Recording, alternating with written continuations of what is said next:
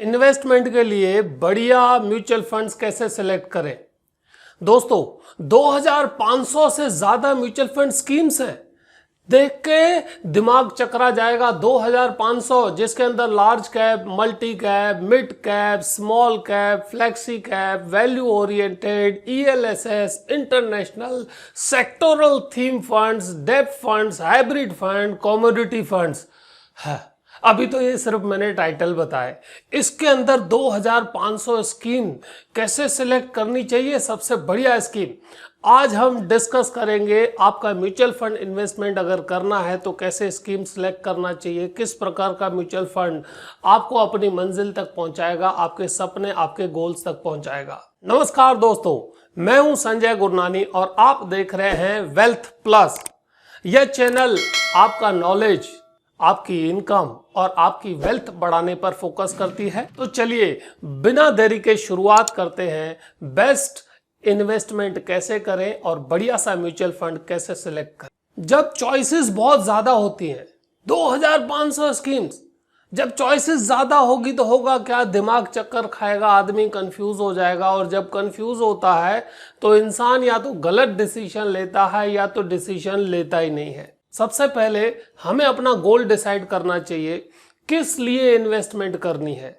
बच्चों के शादी के लिए करनी है, एजुकेशन के लिए करनी है, फॉरेन वेकेशन में जाना है, रिटायरमेंट के लिए करनी है, नया बिजनेस शुरू करना है फ्यूचर में उसके लिए करनी है, बड़ा घर लेना है उसके लिए करनी है। सबसे पहले डिसाइड करना है गोल क्या है और उसके साथ साथ कितने समय बाद, 3 साल बाद, 5 साल बाद, 10 साल बाद, 20 साल बाद, मतलब टाइम होरिजन फिक्स करना है। और सबसे इंपॉर्टेंट, आपकी रिस्क लेने की कैपेसिटी क्या है, आपका रिस्क एपिटाइट क्या है। और रिस्क एपिटाइट पता चलता है, रिस्क प्रोफाइलिंग करने से पता चलेगा आप कितनी रिस्क ले पाएंगे।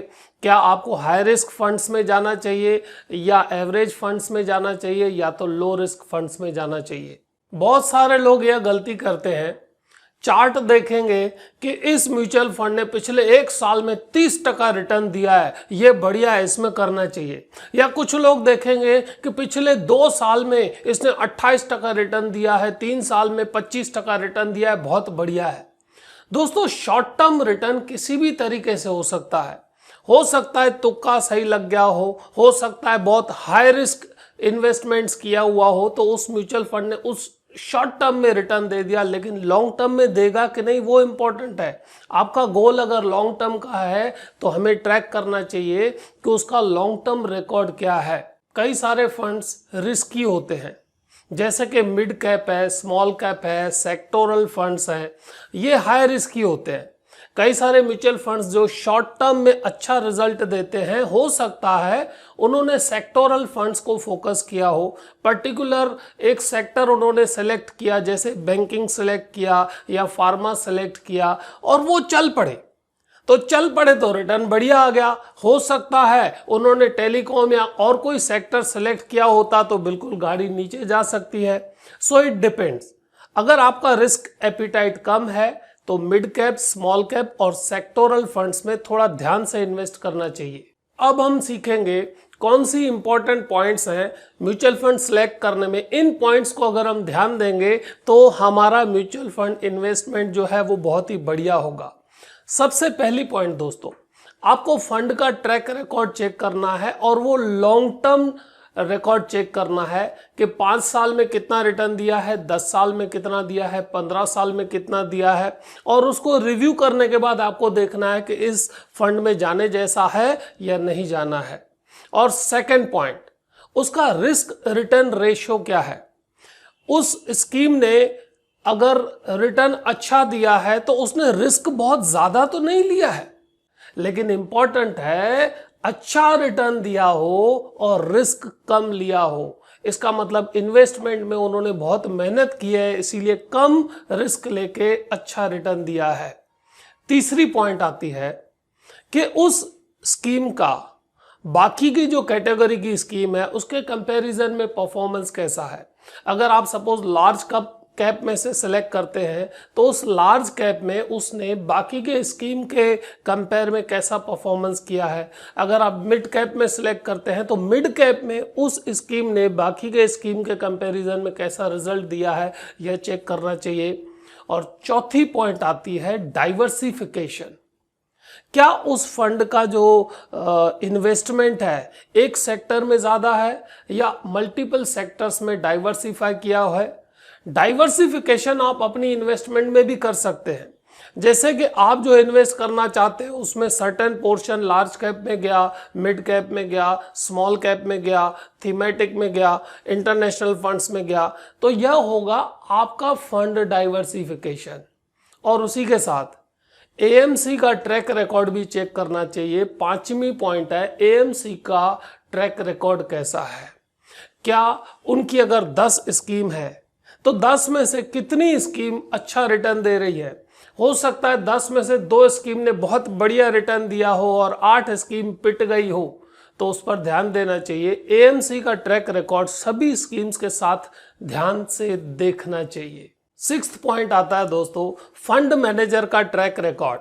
जितना भी इन्वेस्टमेंट्स होता है उसमें फंड मैनेजर और उसकी टीम बहुत इंपॉर्टेंट रोल प्ले करती है, क्योंकि फंड मैनेजर का थिंकिंग क्या है, उसका ओवरऑल व्यू क्या है, उसकी इन्वेस्टमेंट स्टाइल क्या है और उसी के साथ उसकी टीम कैसी है, वह मिलकर ही तो रिटर्न जनरेट करते हैं। तो फंड मैनेजर कैसा है और उसका ट्रैक रिकॉर्ड कैसा है, यह भी इंपॉर्टेंट फैक्टर आता है।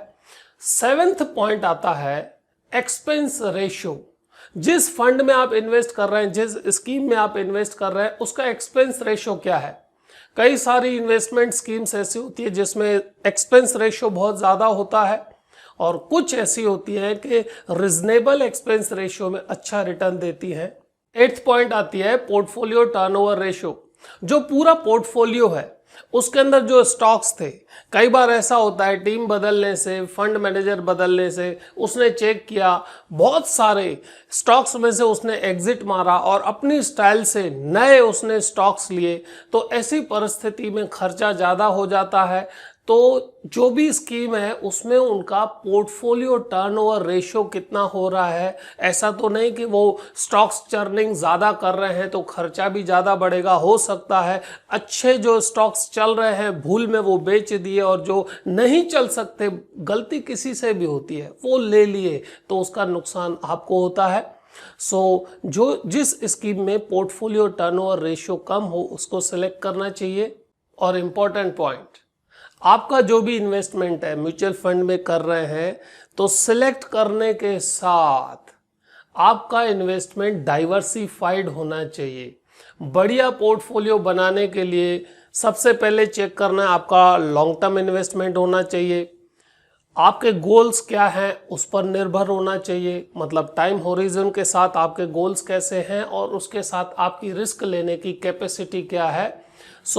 आपको large cap, mid cap, small cap, thematic, international किस में इन्वेस्ट करना है वह डिपेंड करता है आपका टर्म, आपकी रिस्क लेने की कैपेसिटी के ऊपर।